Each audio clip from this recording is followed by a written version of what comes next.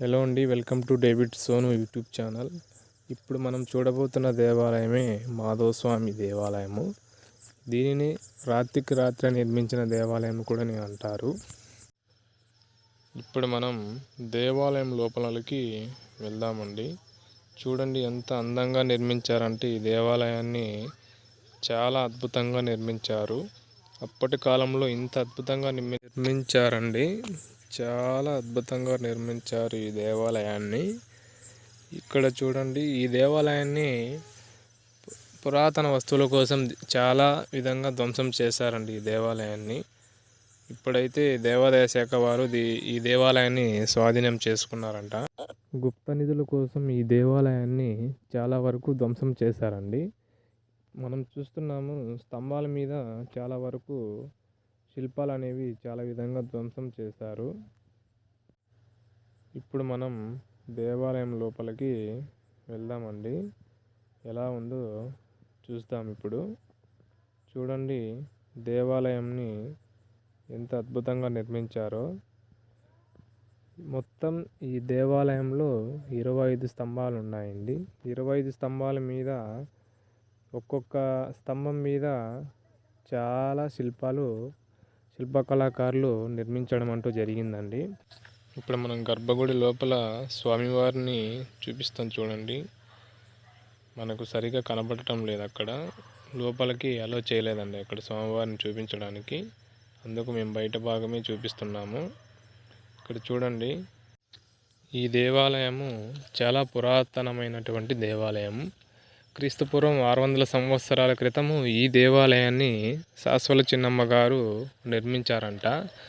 రాత్రికి రాత్రి ఈ దేవాలయాన్ని నిర్మించారంటండి. అప్పటి కాలంలో ఎంతమంది పనివారు ఈ దేవాలయం కోసం పనిచేసింటారండి. రాత్రికి రాత్రి నిర్మించాలంటే చాలా కష్టమైన పని. కానీ అప్పట్లో ఎంత అద్భుతంగా నిర్మించారంటే ఈ దేవాలయాన్ని ఇప్పుడు మనం చూస్తున్నాము. తెల్లవారుజామున 4 గంటలకి ఆ సమయానికి దేవాలయాన్ని ముగిచ్చేశారంటండి. ఇప్పుడు ఎంత టెక్నాలజీ ఉన్నా కూడా ఒక్క రోజులో ఇంతటి మహా దేవాలయాన్ని మనము నిర్మించలేసుకోలేమండి. అప్పట్లో ఇంకా ఎంత అద్భుతంగా నిర్మించారంటే ఈ కళ్ళ ముందే మనకు కనబడుతున్నది ఇంత దేవాలయాన్ని. అప్పటి శిల్పకళాకారులు చాలా అద్భుతంగా ఈ దేవాలయాన్ని నిర్మించారండి.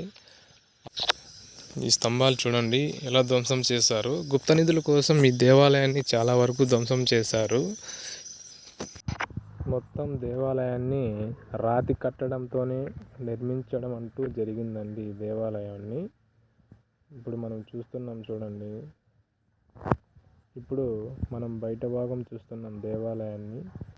ఎటువంటి సిమెంటు వాడకుండా ఒక రాతి కట్టడంతో ఈ దేవాలయాన్ని నిర్మించారండి.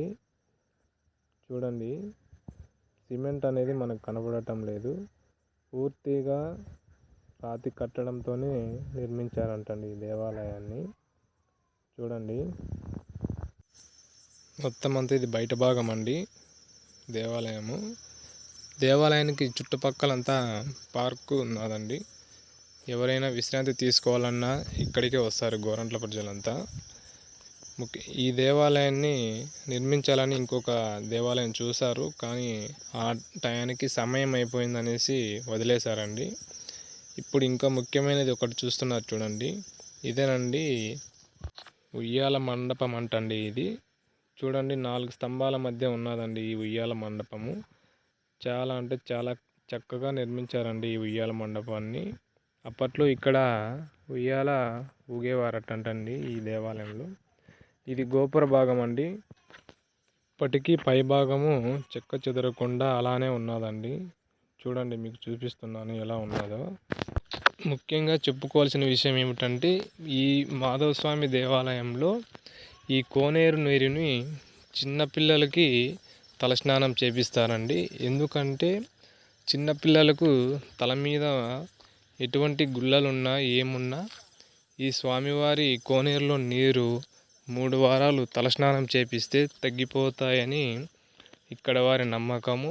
చాలా ప్రాంతాల నుంచి వచ్చి చిన్నపిల్లలకి తలస్నానం చేపించి వెళ్తుంటారండి.